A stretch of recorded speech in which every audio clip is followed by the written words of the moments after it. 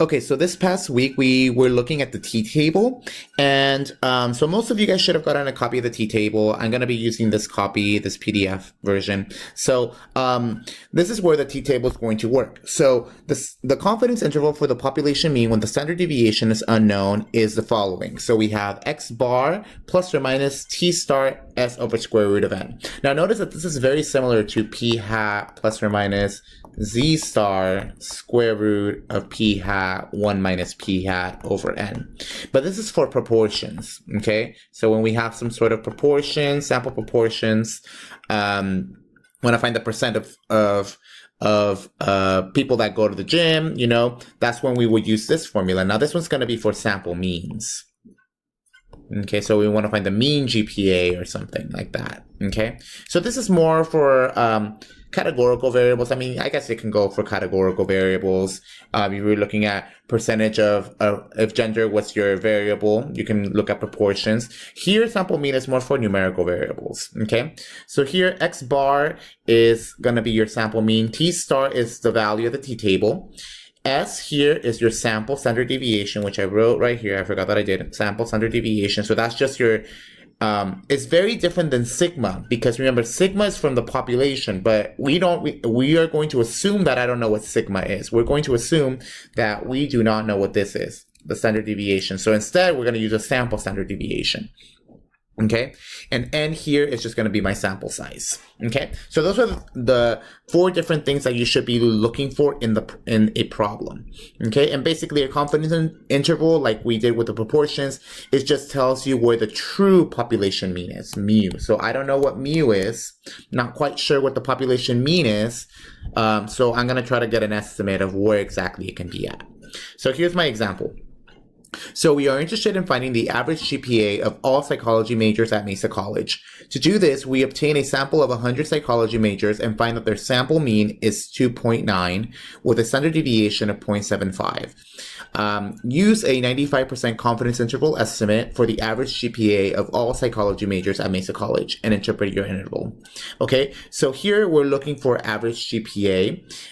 Since we're looking for a confidence interval estimate for the average GPA, we're going to be using this one. Okay, so it doesn't make sense for us to use this one. That's not quite what we want to do, because we're not talking about proportions. We're talking about means, numerical stuff. Okay. So here, what we're going to use, we're going to use our formula. We're going to use x bar plus or minus t star s over square root of n. Okay, so here x bar, what would x bar be in this case? X bar is going to be equal to 2.9.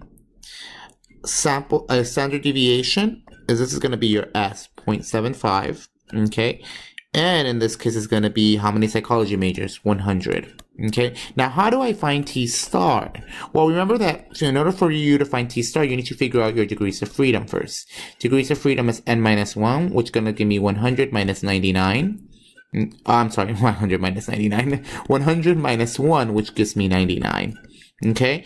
And now what we're going to look for is for this 95% confidence. Okay, so 99 degrees of freedom, 99.5% confidence. So I'm going to go ahead and go to my t-table. Down here is 95. And we want a 99 degrees of freedom. Now notice here that 99 is not here. So what you're going to do instead, you're going to go to the closest number is in our t-table, and in this case is going to be 100. So I'm just going to look for 100 with 95. So 100 is going to be which row? It's going to be this one with 95. Okay, and that's going to be 1.984. So 1.984. So 1.984. Okay, now this is going to be a rough estimate. So if you really wanted to know what the real T star is, then you would use StatCrunch or something like that.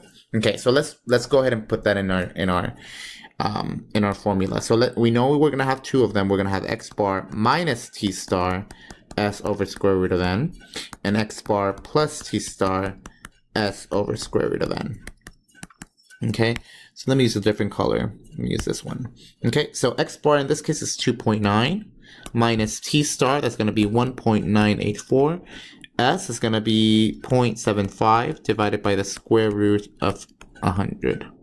Okay, this is going to be 2.9 plus 1.984, 0.75 divided by the square root of 100.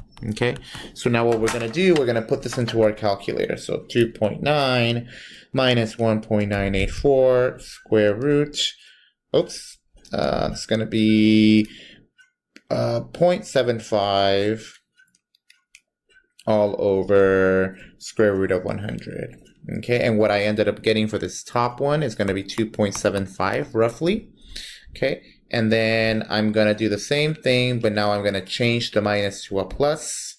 And what I'm going to get is 3.05 approximately. Okay, so our GPA is going to be 2.75, between 2.75 and 3.05. Okay, so our interpretation, okay, this is going to be our interpretation.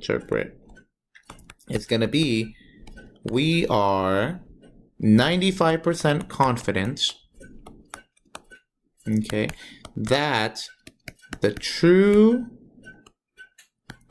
mean GPA of psychology majors. Oh, I think I misspelled psychology. No, I didn't. No, psychology majors is between, and lift it up, between 2.75 and 3.05. Okay.